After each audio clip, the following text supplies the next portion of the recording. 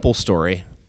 So at the various times of year, the pilgrimage times, or any time that one would want to make a sacrifice, the place to go to at that time was Shiloh, because that's where the Ark of the Covenant was before it moved to Jerusalem. Just like how the A's are going to play in Sacramento for 3 years before they go to Vegas. Yeah, exactly. It's 10,000 seats. Shiloh is a 10,000 seat stadium of the altars. And so his family would go with. And Peninnah would be cruel to Hannah throughout all the time, and especially when they were there. All right. Do we have another? If Judy's willing to read, oh, okay. Farad, will you read our next paragraph? And Hannah arose after the eating in Shiloh and after the drinking, while Eli the priest was sitting in a chair by the doorpost of the eternal temple. And she was deeply embittered, and she prayed to the Eternal, weeping all the while. And she vowed a vow and said, Lord of armies, if you really look on your servant's woe and remember me, and forget not your servant, and give your servant male seed, I will give him to the Eternal all the days of his life. No razor shall touch his head. And it happened as she went on with her prayer before the Eternal, with Eli watching her mouth, as Hannah was speaking in her heart, her lips alone moving and her voice not heard. Eli thought she was drunk. And Eli said to her, how long will you go on drunk? Rid yourself of your wine. Thank you. I love the dialogue. So here she is. She's in Shiloh. There's a temple. This is a temple. Not I said it's pre-temple. It's pre the temple. But there are these other emergent altars and places to pray and sacrifice. And she's affected by this moment of prayer. And she makes a vow. This is not unusual in our tradition. If this, then that. And in this case, what she promises, does anybody know what this promise means? A razor will not, no razor shall touch his head. Does anyone know what the implication is? Yes, he'll be a Nazarite. Can you, we speak into the mic? It just bothers me that she didn't ask for a child, that she asked for a male child. It's upsetting. Unfortunately par for the course, I think, right, in our tradition. It's not surprising.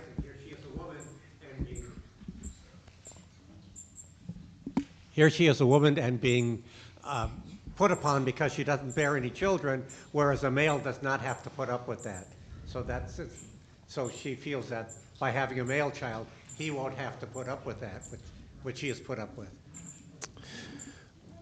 So I want to make sure I'm understanding what you're saying. Your suggestion is she's suffering this infertility as a maybe not a personal failure, but a thing that she as a woman is uniquely suffering. And so perhaps her prayer for a male child reflects a desire that her offspring shouldn't experience what she's experiencing. Exactly, yes. Yeah, that's really interesting. I can't answer what the perceptions of infertility was in this Tanakh era, but I do know that by rabbinic times, in the first centuries of the Common Era, there did already emerge. The rabbis knew very, very shockingly little about pregnancy and women's bodies in particular, and of course they also didn't know about gravity. So just pregnancy totally baffled them. But even by the time of the Amoraim and Tanaim, who compiled our Talmud, there was a sense already that infertility could be caused on either side, from both parents. However, Ron says, however. Right, exactly. Okay. Oh, so this is a scientific answer. You're saying there's a control variable. Have you studied medicine at all? We don't know what the first wife had, whether she had two daughters, and if Hannah has a male child, then she trumps the other wife. So, I mean, there's sometimes, I know culturally they have this term called Abu Banot, the father of daughters, Yeah. which is not a praise. Yeah, it's like a Mr. Magoo type thing, right? It's like that's my understanding of that phrase. But I don't know that much about it. I think on that time, men had more power than women. They were going to Yeah. synagogue. They had all the power. Yeah. So everybody wants the power. Yeah, so what I'm hearing is it's not that it's her preference. It's not that she is honoring. I think what you're saying is it's not that she prefers to have a boy child because she likes the boys better. It's in the world that she lived in, which we can think of as patriarchal and primogenital, right? So it favors men and it favors firstborn children, and in particular firstborn men. The reality is that she thought in your reading, you're offering, the reality is she thought life would be easier if she has a male child, or for that child if they're male. We pass the. Just to deviate from the theme a second and just look at the language, this translation brings a phrase that I haven't seen: Eternal of armies, Lord of armies. I'm guessing the Hebrew is Adonai Tzavaot, Yeah. which a tzeva is an army, so it's a literal translation. But in modern English, we tend not to talk about hosts of things, not in the sense of like having a party. Right. We talk about maybe a host of problems, meaning a wide variety of problems, but it's just not an idiom we typically use anymore. So I just to the translator for going with armies instead of hosts to relay back to Adonai Tzvaot. Well, thank you for pointing that out. I should have put on here. This is the Robert Alter translation, who's a wonderful scholar of Hebrew literature at Berkeley. Does that give us? I want it. So Lynn's pointing out this translation. I think this might Adonai Tzvaot, Lord of Armies, might just be his default for translating that. But I'm wondering, does that give us a different read to the nature of this prayer? Or even if it's not a different one, there are many ways to address Hashem. So what is it? Maybe we think that she might. Why might this particular way of doing it be relevant for this particular prayer?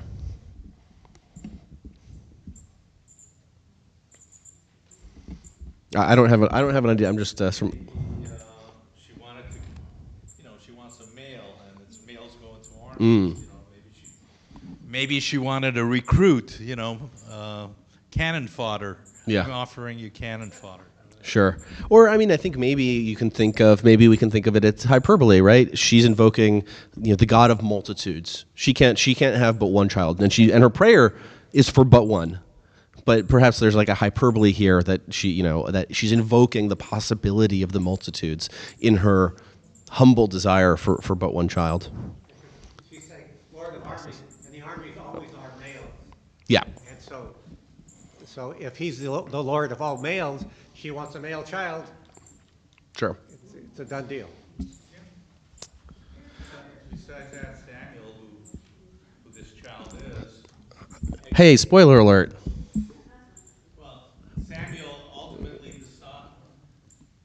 Samuel ultimately decides that David is going to be the commander of armies. Can you put a pin in that? Can you hold on to that? I want to come back to that, but also as a pun on pin. One more comment that came that I wanted to not talk about, but just touch on was Hannah was speaking in her heart, her lips alone moving, her voice not heard, and that to me is as a person with MS, that's an interesting thing because I have so much in my brain that cannot come through and in my heart, but sometimes I cannot speak it. So there's so many reasons why women are talking in their heart and cannot speak. And there are other reasons why, especially the voice is not heard. Well, why is the voice not heard?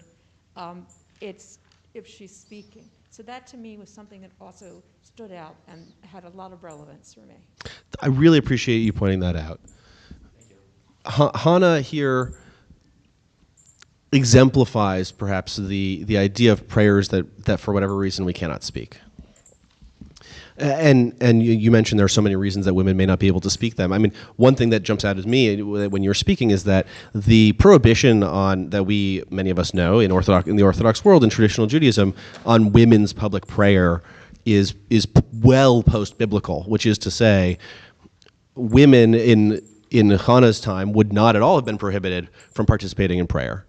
So that's not one of the reasons that may have prohibited her, but that is a real reality of life. So whether it's gender or whether it's a physical ability or culture of shame or anything, there are so many prayers of the heart that cannot be articulated.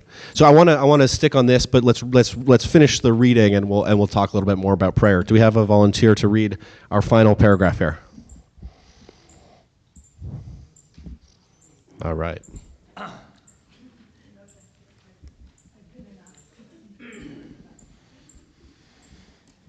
And Hannah answered and said, "No, my lord, a bleak-spirited woman am I. Neither wine nor strong drink have I drunk, but I have poured out my heart to the Eternal. Think not your servant a worthless girl, for out of my great trouble and torment I have spoken till now." And Eli answered and said, "Go in peace, and may the God of Israel grant your petition which you asked of him." And she said, "May your servant but find favor in your eyes." And the woman went on her way, and she ate, and her face was no longer downcast.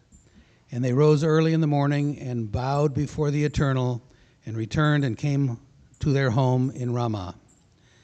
And Elkanah knew Hannah his wife, and the Eternal remembered her. And it happened at the turn of the year that Hannah conceived and bore a son, and she called his name Samuel, for from the Eternal I have asked for him. Thank you. So this is considered among a primary text on infertility, and also one of the primary texts that we have on prayer. This is the first example that we have recorded in our tradition of what we might call silent prayer or personal prayer, which is we do that every day, right? We have the silent repetition of the Amidah. We in the daily liturgy, and here on Shabbat we often include we even if it's not a repetition, we start out loud and then we finish privately. What is it about private prayer that speaks to this moment? What is it do we think that why do we think Hannah turned inward here? Ruth. She is petitioning God directly, which is very interesting. I mean, this is not a group prayer. This is not the community asking for something. This is one individual, and a woman at that, asking God to bless her with a child. And so I think it's very important because it shows that this is not only permissible but results in success. Yeah. Samuel is born out of this prayer, in essence. Yeah.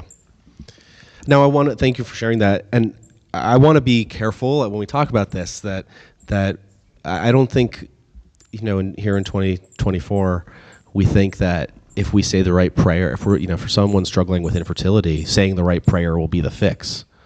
But I do think Ruth is bringing up a really important point, which is there are human experiences, and this is building on the point previously mentioned.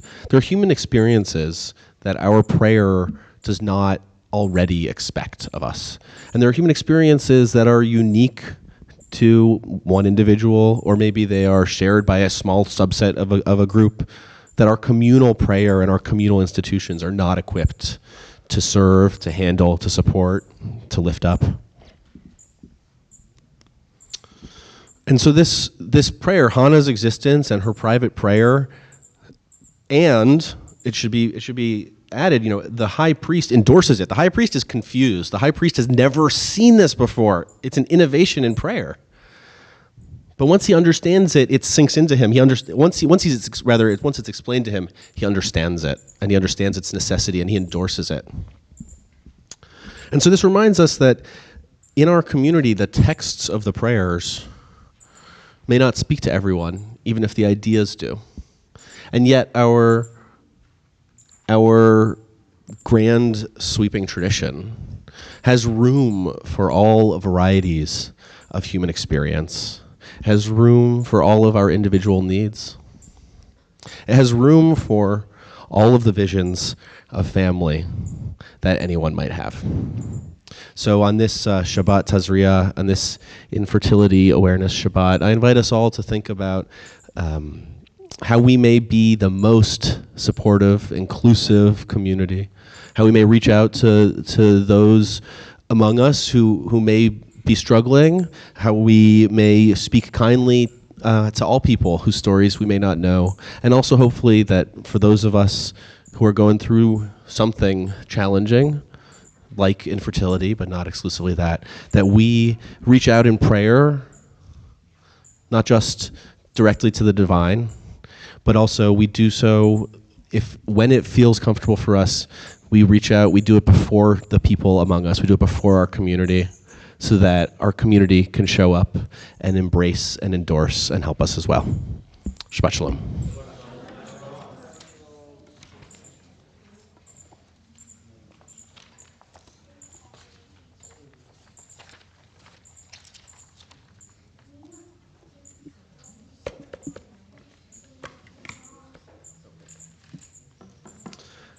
We will begin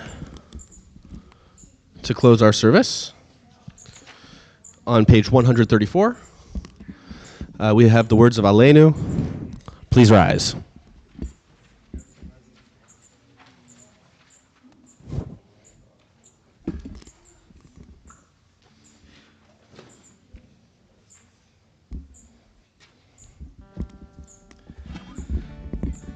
Aleinu l'shabeach l'adon hakol, l'teit gedula le'yotzer breshit, shelo asanu kagoye ha'aratzot, velo samanu k'mishpechot adama, shelo sam chelkenu kahem, v'goralenu kechol hamonam, v'anachnu korim. Lifnei melech malchei hamlachim hakadosh baruch hu.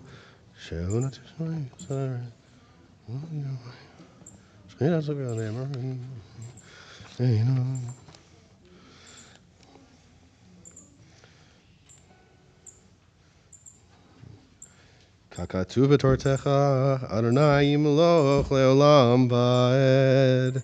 V'nemar v'haya Adonai v'melech al kol ha'aretz bayom hahu yeh Adonai echad Ushemo echad.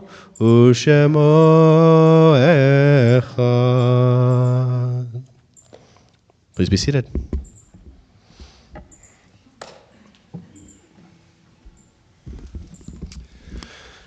We turn now from Aleinu. Aleinu was devised, it was entered our liturgy as a part of the High Holiday liturgy, but it entered the daily liturgy as a memorial. Legend has it, I should say, that it entered our daily liturgy as a memorial to the Jews of Worms, France, who were martyred. And so this, to me, it opens this section of our service that is a memorial section. And so I invite now Ruth to share a poem to prepare us for Kaddish Yatom.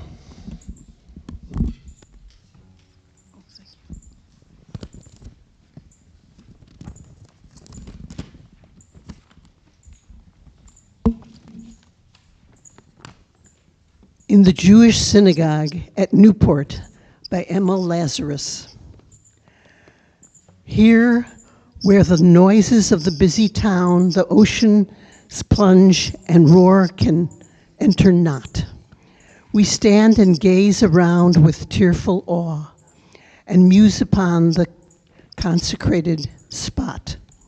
No signs of life are here. The very prayers inscribed around are in a language dead. The light of the perpetual lamp is spent, that an undying radiance was to shed. What prayers were in this temple offered up, wrung from sad hearts that knew not joy on earth, by these lone exiles of 1,000 years from the fair sunrise, and that gave them forth.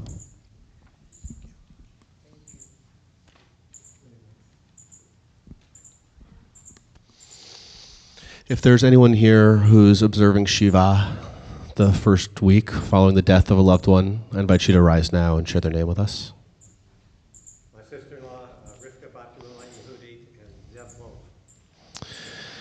If you're observing Shloshim, oh, I'm sorry, I couldn't see you.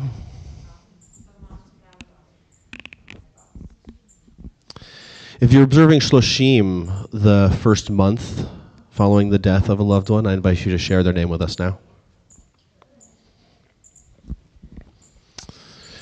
If you're observing Shana the first year following the death of a parent, I invite you to rise and share their name.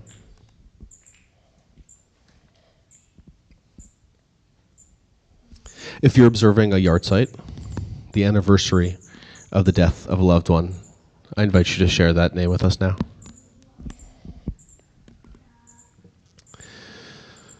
The words of the Mourner's Kaddish are on page 138. And we rise now in solidarity with the mourners among us, and we rise to say Kaddish for those who have no one to say Kaddish for them, and to say Kaddish for all those who've died from the violence and troubles of the world around us today. Yitkadal v'yitkadash shemei Rabbah. Belma divra chirute ve'amlich malchute.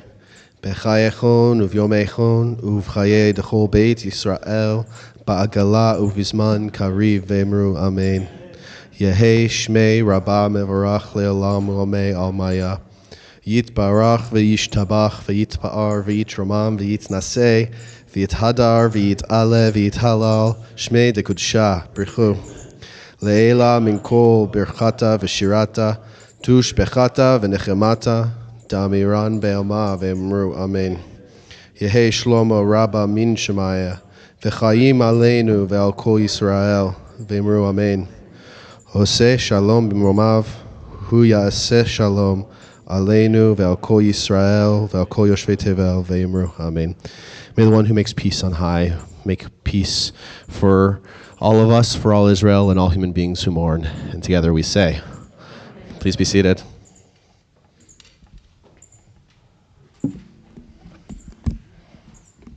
I know some of my colleagues don't like doing announcements in this spot after Kaddish because they think it's jarring to go from memorial to tachlis, but I like it because I think always about the way that our lives, the lives of this community, builds on those who came before us. And so I like that we go from this moment of memory to a moment of living our lives and thinking about the communities and the blessings that we get to share. That said, I don't usually do the announcements, and in Cantor Weiss's absence, I don't have a list. So I will say these off the top of my head.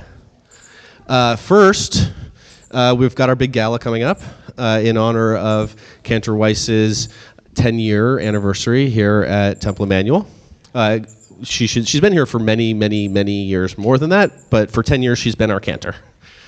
It's going to be a great event. I am personally thrilled to celebrate Cantor Weiss, a colleague and friend and teacher, and I'm pretty sure that about 25 years ago she played my sister across the street in one of those intergenerational productions. It's going to be a great night of song honoring her trajectory from Broadway to the Bima, and there's going to be some special guests, some genuine stars.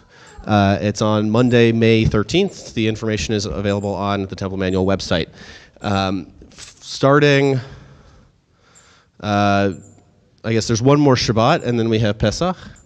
There will be a Yizkor service will happen on Chol HaMoed, on Shabbat Chol HaMoed. So in the Shabbat service that happens during Pesach, there will be a Yizkor service. In addition to the Pesach, the Chag Day, the Festival Day services, which are on weekdays, there will be festival services here.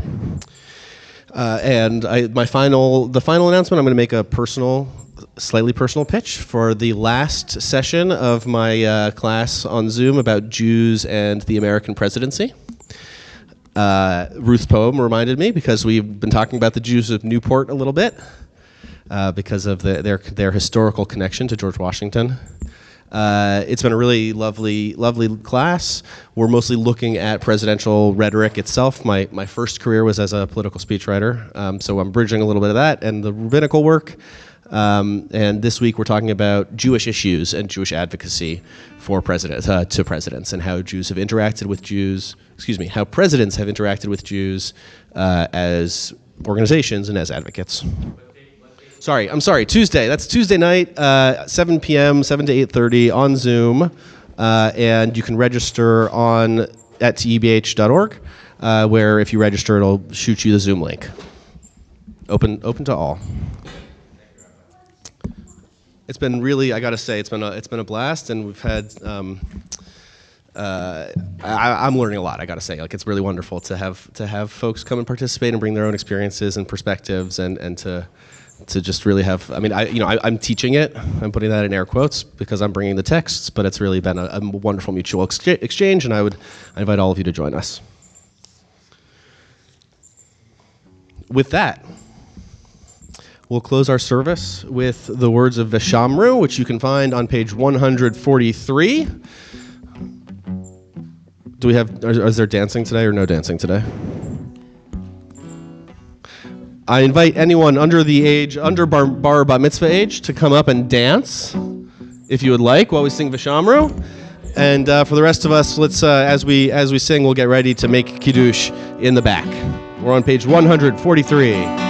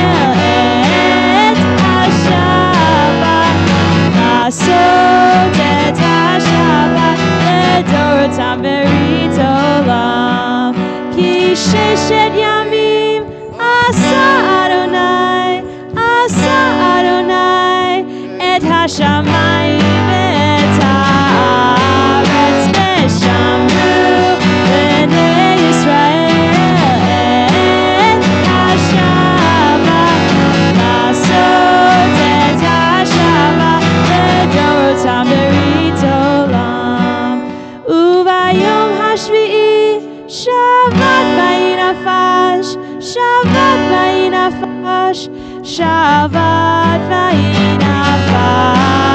v'shamru b'nei Yisrael et ha-Shabbat לעשות את השבת לדורותם ברית עולם ושמרו בני ישראל את השבת לעשות את השבת לדורותם ברית עולם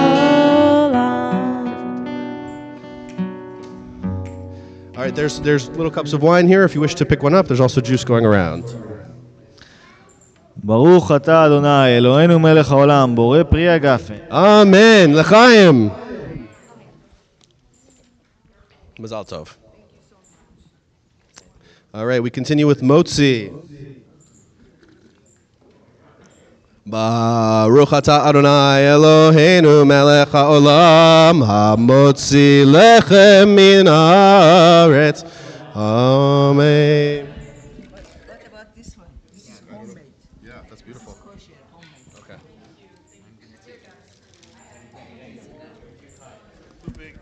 I don't know. Pardon me?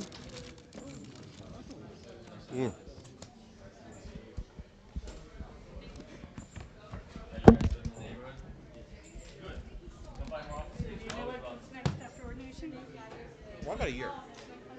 Okay. I'm in fourth year. Okay. Oh, but you're going to be somewhere else next year? Is that what